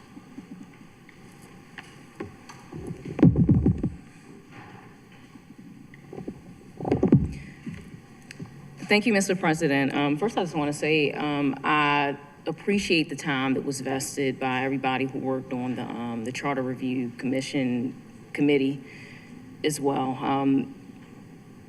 It was something that was said earlier about reform. This is reform that will last through the entire term.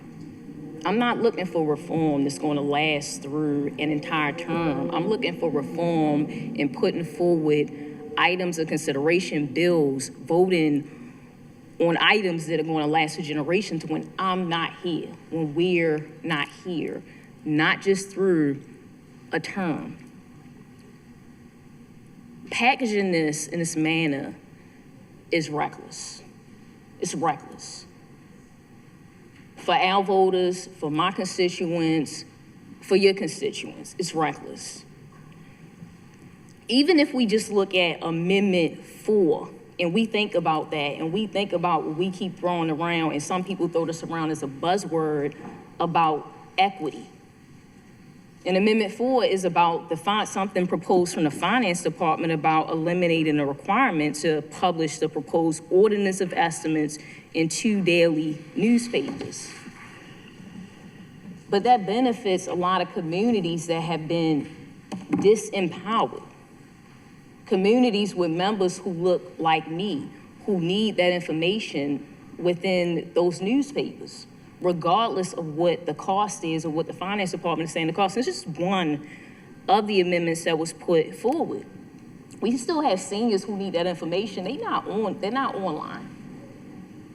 So what are we doing about just presenting some of these amendments without a broader vision? We should be not eliminating a requirement, but expanding this. And I can see that in other portions of these amendments. Some of these I agree with, some of these I don't. But as a package and as of today, I'm not voting on this. Thank you, Mr. President. Thank you, Councilmember McCray. To Councilmember Ramos. I'll yield to.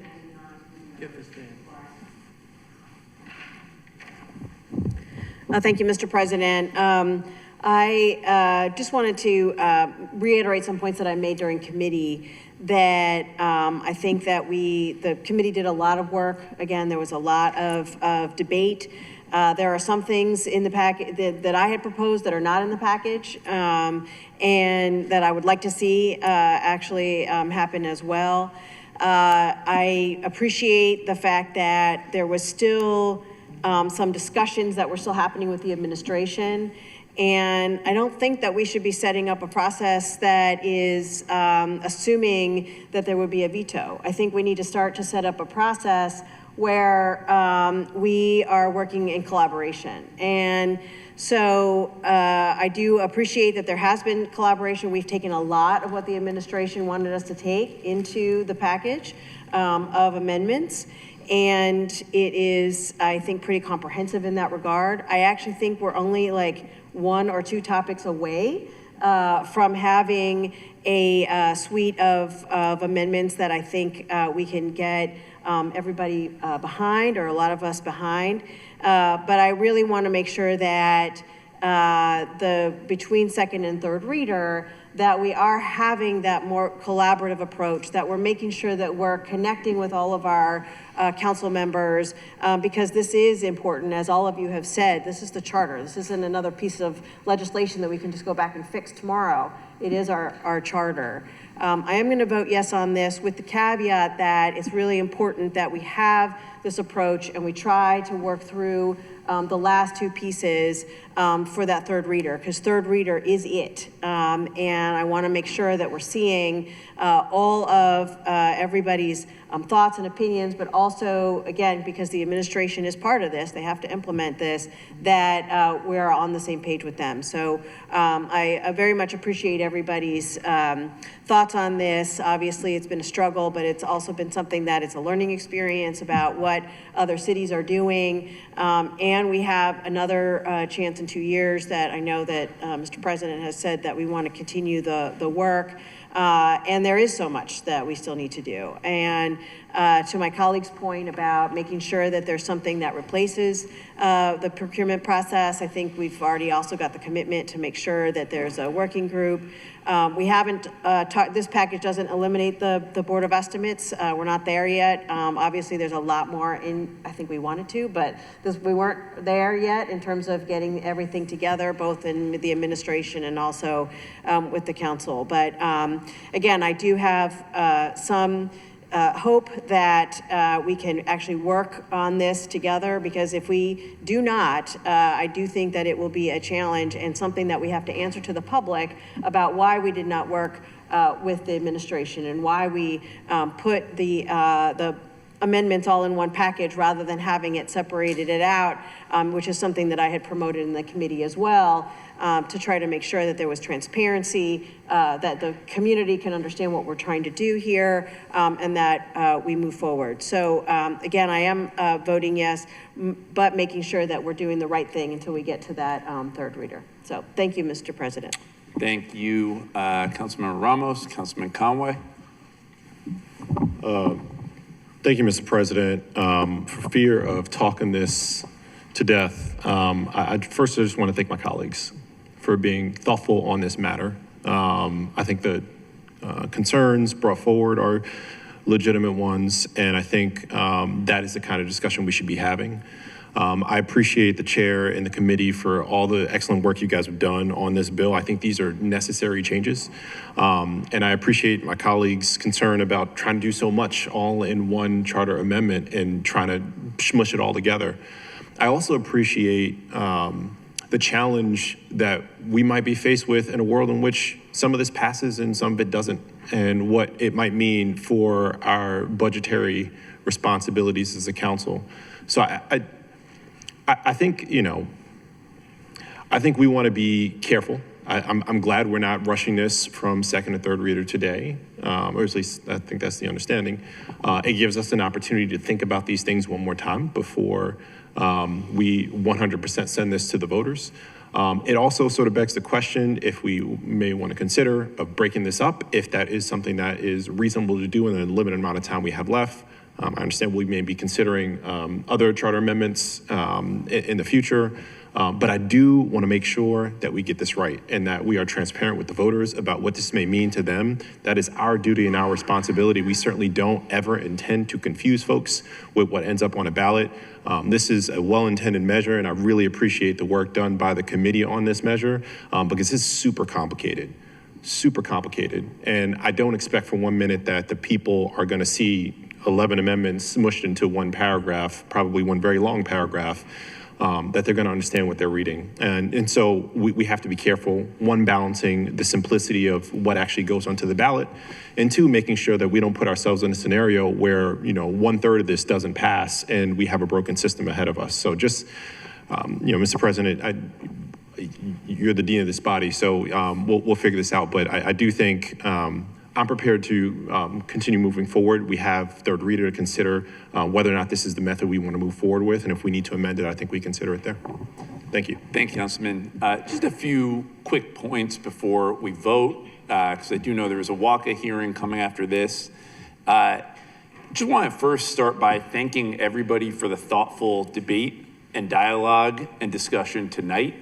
Really appreciate this council modeling civic engagement, going back and forth, and being able to disagree without being disagreeable. I think it's really important at a moment where the federal government, they are not doing that. That we are able to model that kind of civic discourse. So want to first thank folks for tonight's discussion and debate. We'll note this committee has been authorized for 7 months. There have been 12, counting today, 12 committee hearings on this, as well as 6 community listening sessions where folks went out in community and engaged. One of them was online. It represents an enormous amount of work. As for the administration, I will say for me, there is a clear commitment to reach whatever agreement we can. Ultimately, it will be on this body to determine how and whether to move forward.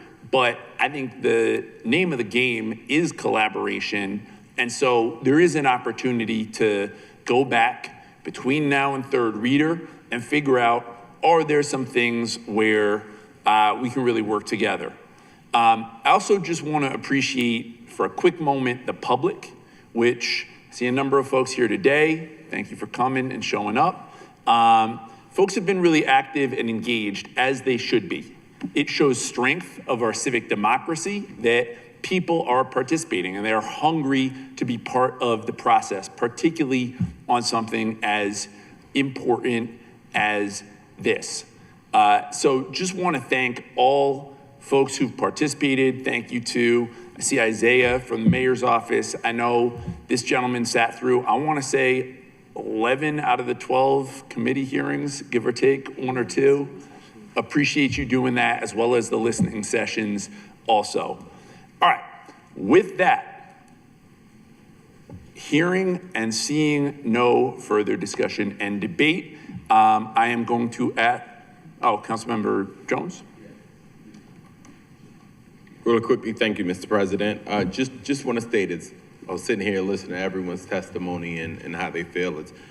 I felt important to voice where I'm at as someone who sat on the committee and as someone who worked hard and want to see many of the things that that we present pass.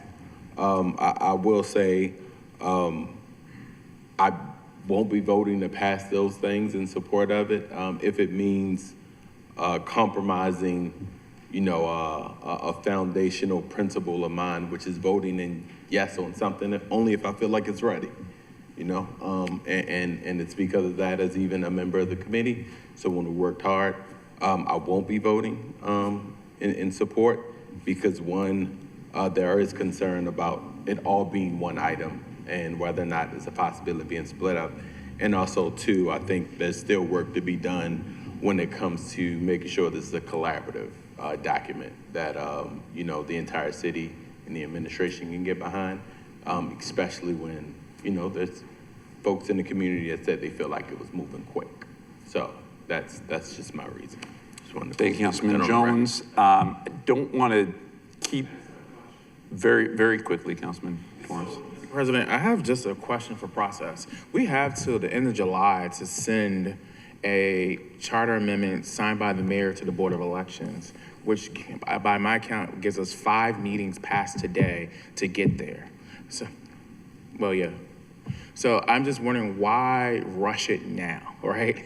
If we have an opportunity to split this up into 3 bills and vote them up by article so that our residents have a choice. Thank you, Councilman Torrance. Any other debate or discussion on this bill? Hearing and seeing none, we will do a roll call. Parker. Yes. McCray. Dorsey. Yes. Conway. Aye. Schleifer. Aye. Middleton. No. Torrance. Nay. Gray. Nay. Bullock. Aye. Porter. Nay. Blanchard. Aye. Jones. Nay. Glover is absent. Ramos. Yes. Cohen. Aye. 8. please read the vote total. There are 8 votes in the affirmative, 6 in the negative, and 1 absence. Councilman Torrance? The question, Mr. President, I did raise a point of parliamentary procedure. The question was, why do we have to vote on it today? That it was not answered. I just want to make sure that the question was a question before the floor in relation to procedure.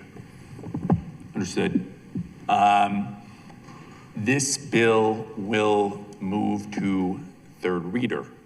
Would the clerk please, Councilman, we are not going to go back and further debate the bill. I think that the reason the motion was voted on and the bill moves to third reader. Mr. President, I raised a point of parliamentary procedure on the basic rules. I asked a question about the votes, and that is, well, you recognize me, that was in order. I asked a question of the body, which has to be answered as a member of this body. If not, then you're discounting the 40,000 people that I'm representing. Councilman, the reason we voted on this bill today is we have the budget coming up. We have significant business before us. And again, folks had every opportunity to debate and discuss. We will now have 2 more weeks to consider any changes or amendments to this bill as it moves to third reader. Fair? Thank you, Councilman Torrance. This bill moves to third reader. We now move to bills on third reader. Would the clerk please read the bills and call the roll? City Council Bill 25-0136, rezoning 3009 Greenmount Avenue. Parker, McCray, Dorsey, Conway, Schleifer, Middleton, Torrance, Gray, Bullock, Porter, Blanchard, Jones, Glover, Ramos, Cohen. This bill is approved. City Council Bill 26-0145, commercial vehicle parking. Parker, McCray, Dorsey, Conway, Schleifer, Middleton, Torrance, Gray, Bullock, Porter, Blanchard, Jones, Glover, Ramos, Cohen. This bill is approved. City Council Bill 25-0126, accessibility in city programs, services, and activities. Parker, McCray, Dorsey, Conway, Schleifer, Middleton, Torrance, Gray, Bullock, Porter, Blanchard, Jones, Glover, Ramos, Cohen. This bill is approved. City Council Bill 26-0152, installment payment plans, property taxes in arrears, residential property. Parker, McCray, Dorsey, Conway, Schleifer, Middleton, Torrance, Gray, Bullock, Porter, Blanchard, Jones, Glover, Ramos, Cohen. This bill is approved. We now move on to committee announcements. Chairs, when you hear your committee, please proceed with your committee announcements. Budget and Appropriations, Chair McCray. Thank you, Mr. President. I have a number of announcements. First, I would like to move to suspend Council Rule 10-3 for Council Bill 260179, bond issue, affordable housing loan, $22,000, to hold the hearing less than 30 days post-introduction.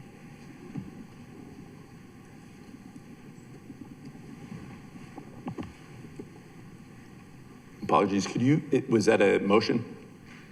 Yeah, I'm moving to suspend Council Rule 10-3 for Council Bill 260179 to hold the hearing less than 30 days post-introduction. So moved. Any objections to suspending the rule? Hearing none, the rule will be suspended. Thank you, Mr. President. The Budget and Appropriations Committee will hold a hearing on 26-0179 bond issue, affordable housing loan, $22 million on Tuesday, May 5th, 2026 at 9 a.m. in council chambers. I also motion to move to suspend Council Bill 10-3 for Council Bill 26-0180 bond issue school loan for $60 million. Is there any objection to the council member's motion to suspend the rule? Hearing and seeing none, the rule will be suspended. Councilmember McCray. Again, thank you, Mr. President. The Budget and Appropriations Committee will hold a hearing on 26-0180 bond issue school loan, $60 million on Tuesday, May 5th, 2026 at 9 a.m. in council chambers, the DuBourne chambers. I move to suspend Council Bill 10-3 for Council Bill 26-0181 bond issue, community and economic development loan, $50 million. Is there any objection to the suspension of the rule? Hearing and seeing none, the rule will be suspended. Councilmember McCray. Thank you, Mr. President. The Budget and Appropriations Committee will hold a hearing on 26-0181 bond issue, community and economic development loan, $50 million on Tuesday, May 5th, 2026 at 9 a.m. in council chambers, that is the Clarence C. Burns Chamber. I move to suspend Council Rule 10-3 for Council Bill 26-0182 bond issue, public infrastructure loan, $148 million. Any objection to the suspension of this rule? Hearing and seeing none, the rule will be suspended. Chair McCray.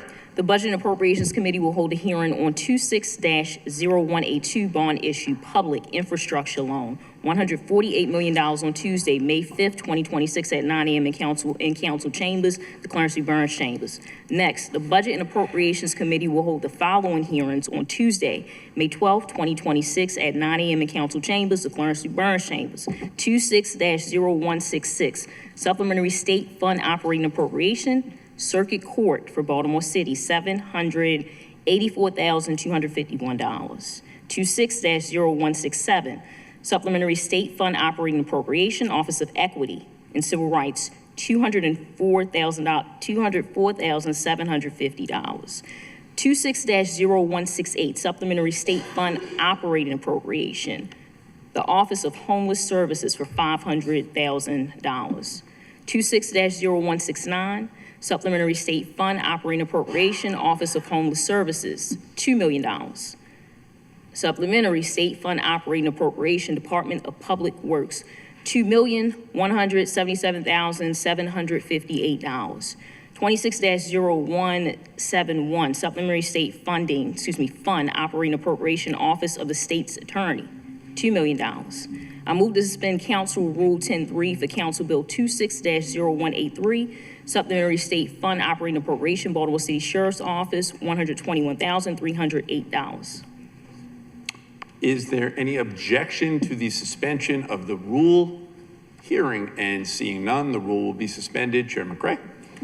Thank you. The Budget and Appropriations Committee will hold a hearing on 26-0183, Supplementary State Fund Operating Appropriation, Baltimore City Sheriff's Office, $121,308 on Tuesday, May 12, 2026 at 9 a.m. in Council Chambers, the Clarence C. Burns Chambers. I move to suspend Council Rule 10-3 for Council Bill 26-0184, Supplementary State Fund Operating Appropriation, Baltimore City Sheriff's Office, $100,000. Is there any objection to suspending the rule? Hearing and seeing none, back to you, Chair McCray. Thank you, Mr. Rule is President. suspended.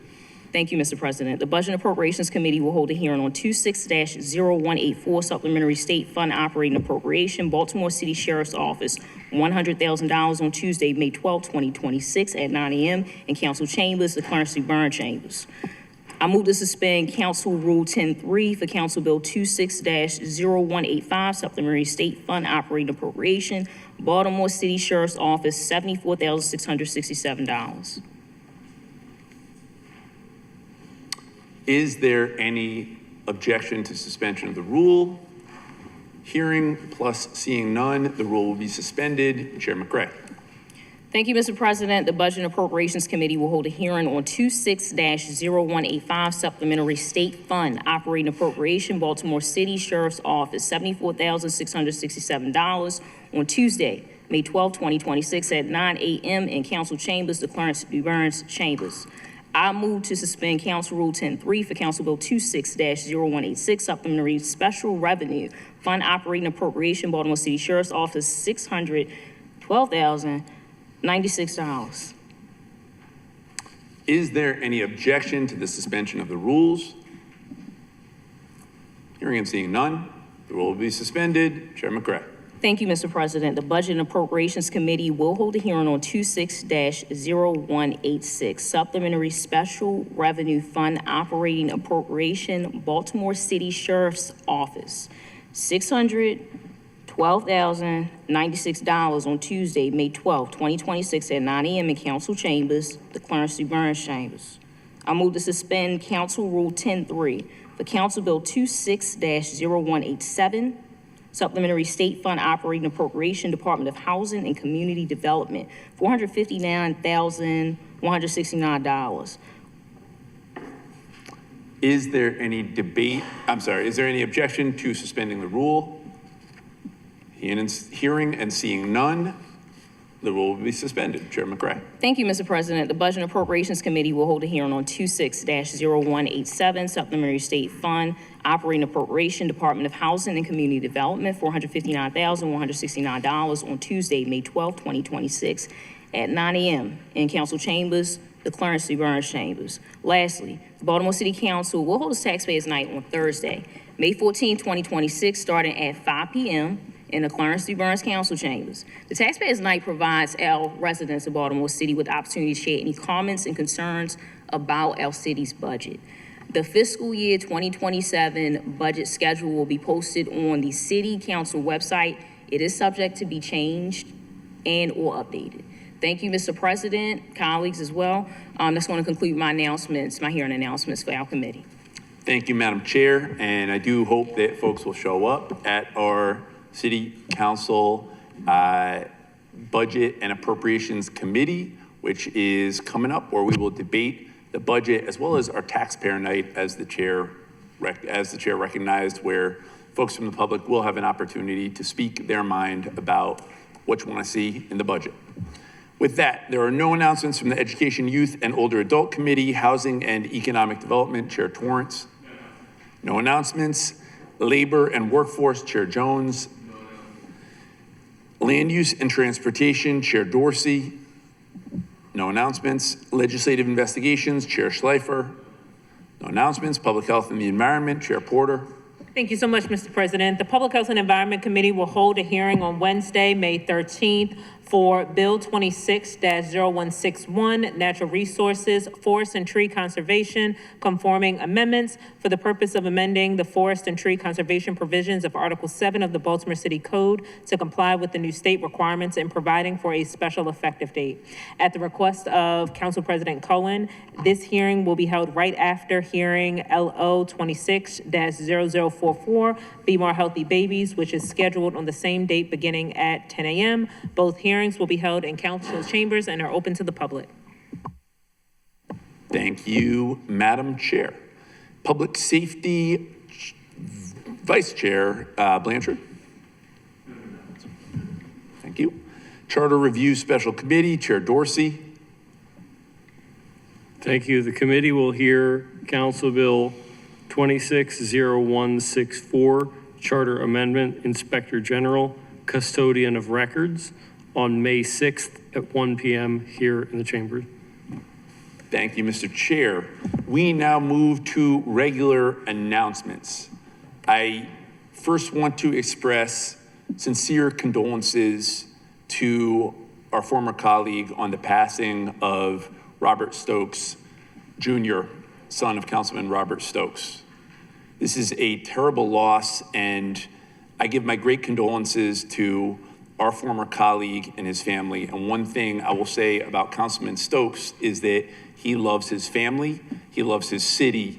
And so in this moment of grief and loss for him, just want the councilman to know that we are all standing with him and support him and his entire family. I'm going to observe a moment of silence for him. Also going to ask for a moment of silence for my mother, who did pass away 2 weeks ago. I'll speak briefly about her life and then about her death. My mom was active in the civil rights movement. She participated in the Mississippi Freedom Summer. She protested against the Vietnam War. She went into social work. She taught for 37 years at Smith College. She made me and my brother stand up straight.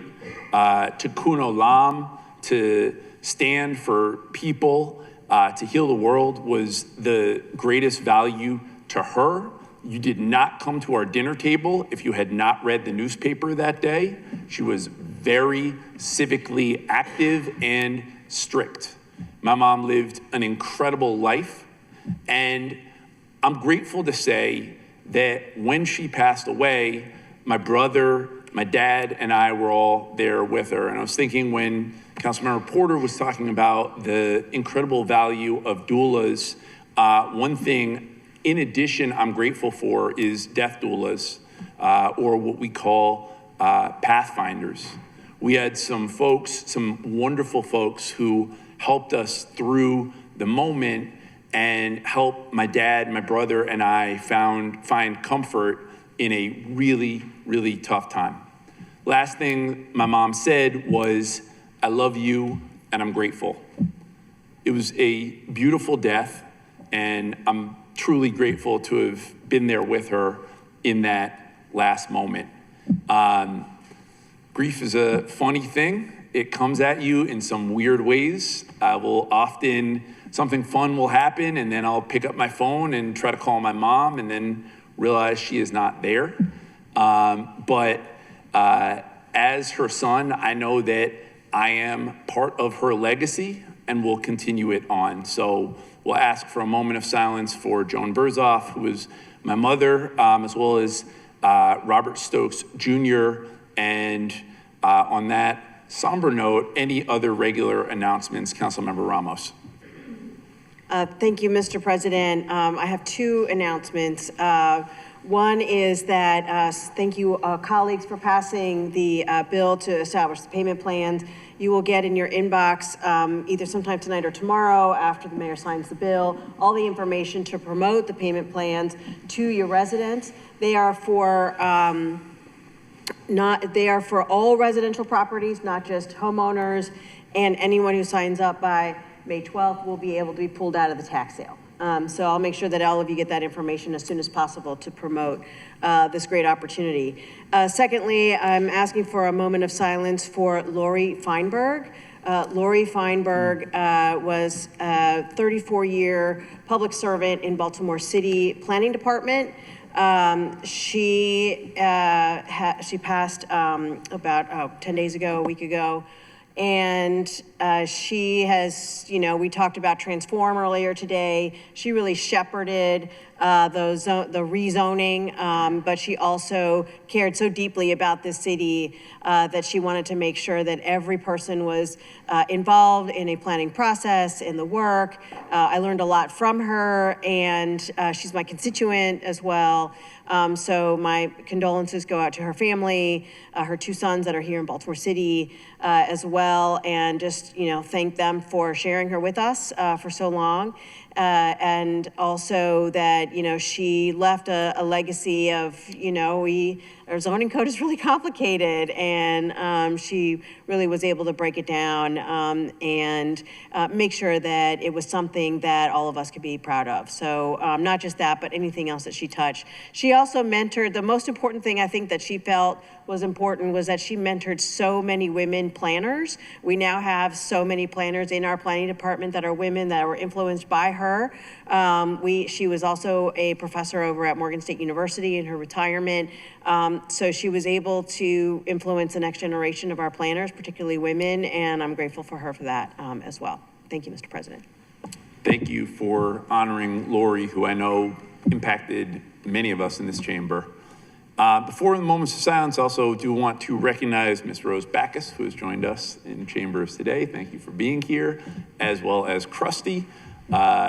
Thank you for the work you've done on transportation and for joining us this evening. With that, I will ask for a moment of silence for Lori Feinberg, Robert Stokes Jr., and Joan Berzoff.